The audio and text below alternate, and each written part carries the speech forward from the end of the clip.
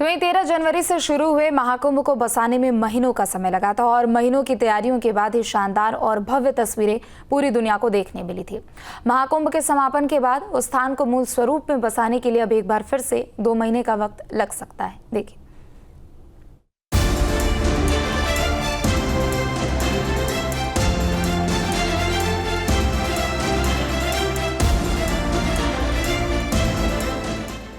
जनवरी से पूरे भारत में एक बड़ा त्योहार शुरू हुआ था।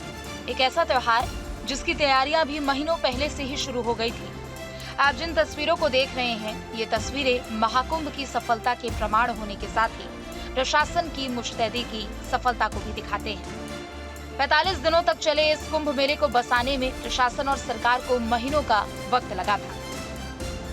45 दिनों तक देश और दुनिया में अपनी रौनक और अद्भुत छटा के लिए जाने जाने वाली कुंभ नगरी अब उजड़ रही है और एक एक करके तमाम जो तंबू हैं उनको उखाड़ने का सिलसिला जारी है। आप देखें तो तमाम जो मैदान है, जो तमाम सेक्टर्स हैं, वो एक तरह से ऐसे उनकी हालत हो गई है जैसे जंग के बाद किसी शहर की हालत हो जाती है। पूरा जो कुंभ मेला क्षेत्र है वो उजड़ा उजड़ा नज़र आ रहा है। हर तरफ धूल ही धूल है और जिस तरह से तमाम लोग यहाँ से अपना सामान बटोर करके धीरे धीरे वापस जा रहे हैं। हालांकि ज़्यादातर लोग यहाँ से जा चुके हैं, लेकिन अभी भी अगर आप तस्वीर देखें तो यहाँ पर जो सिलसिला है वो जारी है। दूर दूर तक मैदान में यहाँ पर जो तंबू हैं उनका जो मलबा है वो बिखरा हुआ है और लोग अपना सामान समेट कर यहाँ से वापस जा रहे हैं। जो कुंभ मेला प्रशासन है उसने ऐलान किया है कि एक बड़ा सफाई अभियान चलाया जाएगा ताकि जो मैदान में जो तमाम क्षेत्र में गंदगी है, जो मलबा है, जो बांस बल्ली है, जो तमाम चीज़ें बिखरी हुई हैं उनको यहाँ से हटाया जाए। महाकुंभ के समापन के बाद अब कुंभ मेला क्षेत्र की व्यवस्थाओं को हटाने का सिलसिला भी जारी है। गंगा तट पर 4000 हेक्टेयर में बसाए गए मेले स्थान को वापस मूल स्वरूप देने का काम शुरू कर दिया गया है, मगर इसके उसी स्वरूप में आने में अभी तकरीबन 2 महीने का वक्त लग जाने की उम्मीद है। मैं प्रयागराज का रहने वाला हूँ। मेरे रिश्तेदार यहाँ पे कल्पवास वगैरह कर रहे थे तो उनका सामान था यहाँ पे और वही वो लोग लेने आए हैं यहाँ पे। और लेकिन मैं जब यहाँ आया देखा कि बहुत सन्नाटा पूरा इलाहाबाद, जो कि 45 दिनों तक इतना चहल पहल, करोड़ों लोग यहाँ पे आते जाते, भजन बजता था, संगीत बजता था, बहुत अच्छा लगता था। हम लोग को बड़ा ख़राब लग रहा है, बहुत मिस कर रहे हैं हम लोग कुंभ को।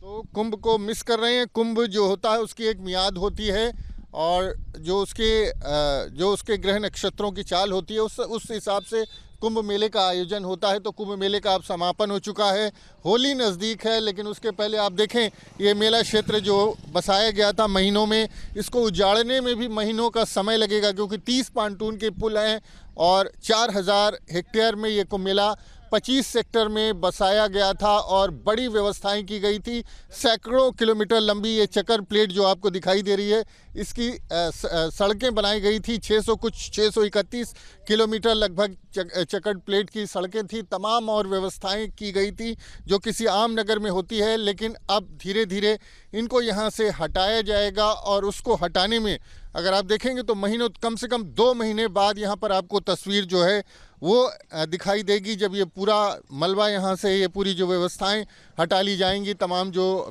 पानी के पाइप लगाए गए थे, बिजली के पोल लगाए गए थे, क्योंकि कुछ महीने बाद जब बारिश शुरू होगी तो उसके बाद ये पूरा क्षेत्र जलमग्न हो जाएगा। और उसके पहले अगर आप यहाँ पर देखें तो फ़िलहाल कुंभ नगरी को अब बसावट के बाद अब उजाड़ने का काम चल रहा है। तो इसी तरह से प्रयागराज में कुंभ मेले का आयोजन 6 साल बाद अर्धकुंभ आएगा और उस दौरान फिर वैसी ही रौनक देखने को मिलेगी। और उसके पहले अब किसी नगर को अगर आपने बसते हुए देखा और उसके बाद अगर आपको उजड़ते हुए देखना पड़े तो निश्चित तौर पर लोगों को तकलीफ़ होती है, अफसोस होता है। लेकिन ये जो कुंभ मेला होता है ये ग्रह नक्षत्रों की चाल के हिसाब से बसता है।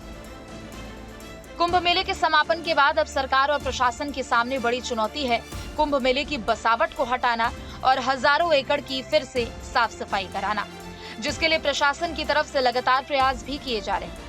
कुंभ मेला क्षेत्र में जैसे जैसे व्यवस्थाओं को हटाया जा रहा है उसकी रौनक को याद कर लोग भावुक भी हो रहे हैं और अपने तरीके से मेले से जुड़ा अपना अनुभव तमाम सोशल मीडिया साइट पर शेयर कर रहे हैं।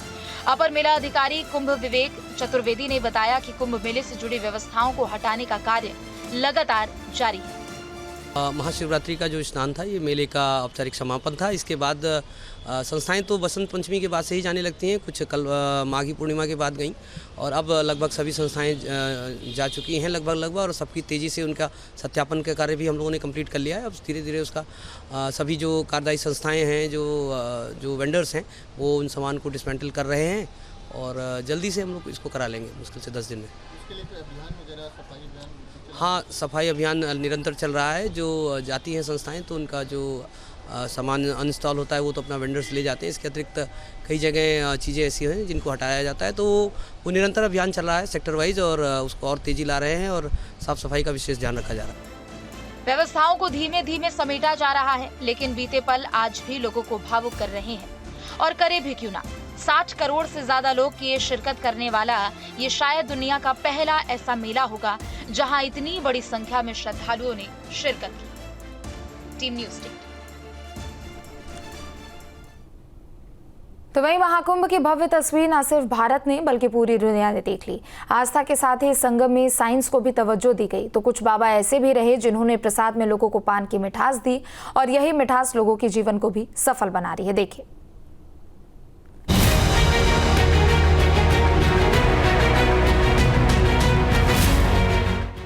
बीते दिनों में कुंभनगर का सेक्टर 5 इलाका भीड़ से खचाखच था और खचाखच भीड़ से भरे इस सेक्टर में कुछ ऐसा खास भी रहा जो कि लोगों के लिए चर्चा का केंद्र बनता गया। महाकुंभ में लगे तेजस पंडाल ने लोगों का ध्यान काफी आकर्षित किया। भारतीय वायुसेना के HAL तेजस विमान से प्रेरित होकर महंत ब्रिजभूषण दास जी महाराज ने पंडाल के गेट पर ही तेजस का मॉडल बनवा डाला। महाराज का कहना है कि तेजस विमान भारत के गौरव और ताकत का प्रतीक है, जिसे हमारे देश में ही बनाया गया है। यह हमारी बढ़ती आत्मनिर्भरता का प्रमाण है।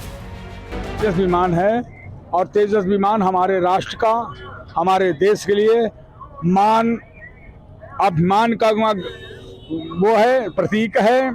हाँ, इसलिए हमने तेजस विमान का गेट बनवाया। तेजस विमान अपने स्वदेश में ही तेजस विमान बनाया गया और हमारे भारत के सैनिकों को वहाँ उनको ये विमान समर्पित किया गया और उससे उन्होंने यहाँ ये सब किया। उस पर मुझे गर्व है, इसलिए मैं ये भारत को वहाँ एक निशान बना रहा हूँ।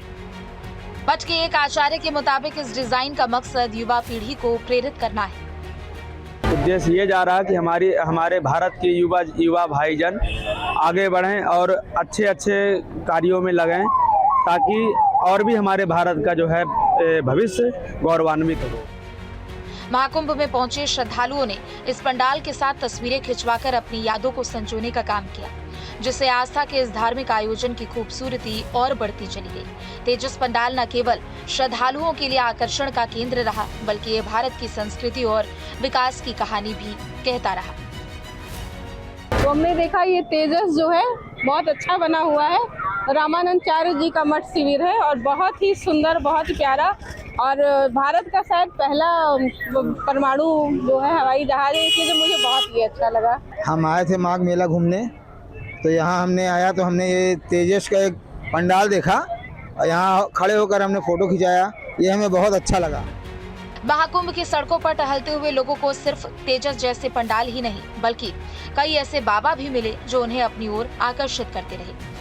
दरअसल उन्हें पान खाने और खिलाने का शौक है और उनका प्रसाद भी जो होता है वो पान ही होता है। तो पान वाले बाबा हमारे साथ हैं, उनसे बात करते हैं। ये बताएं महाराज जी, आप कहाँ से आए हैं और क्या नाम है आपका? मैं राजस्थान, जयपुर, अलवर, दौसा, तीनों जिलों से, कोट भैरव, चारों जिलों से संबंधित मेरे आश्रम हैं और मैं राजस्थान का निवासी हूँ। विप्र परिवार से मेरा जन्म है। जी, नाम क्या है?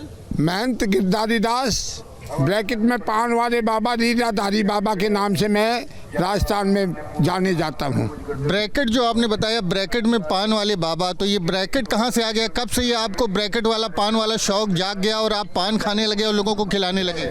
दुनिया के आडंबर को देखते हुए मैंने ये पान चुना। पत्रम पुष्पम फरम तोये, पान पुष्प से देवता राजी हो जाते हैं। तो इसलिए कोई कैसा प्रसाद रखे, कोई कैसा प्रसाद रखे, तो पत्ता और मिश्री, सुपारी, मिक्सचर, गुलकंद, लौंग, इलायची, कोई के जुकाम बुखार हो तो दालचीनी वगैरह घेर करके उसकी बीमारी कट जाती है। 13 गुण तमोल में। पान वाले बाबा की कहानी भी कुछ ऐसी ही है, जो अपने भक्तों को प्रसाद में पान में मिला कर देते रहे। पान की मिठास के साथ बाबा ने भक्तों के जीवन में मिठास भरने का प्रयास किया। ने महाराज जी खास बात बताई है कि ये जो पान का उनका देखिए यहाँ पर पान भंडार भी है, जहाँ पर लगातार 24 घंटे जब तक वो मौजूद रहते हैं पान इसी तरह से रखे रहते हैं और पान लोगों को बनाए जाते हैं। तो उनके एक साथ के लोग हैं जो पान बना रहे हो। महाराज जी अपने हाथ से लोगों को पान खिला रहे हैं। महाराज जी ने जो बताया कि पान खाने से लोगों के रोग भी दूर हो जाते हैं। महाराज जी हमने तो सुना था कि तंबाकू वाला पान नुकसान करता है। तंबाकू का किसी को शौक है तो तंबाकू का दे दो, लेकिन लौंग, इलायची, दालचीनी, सारम, मिश्री, लौंग कच्ची पक्की सेक के, छोटी मोटी, सर्दी का टाइम है, माघ महीना है, तो इससे उसके रोग जुकाम बुखार भी उतर जाती है।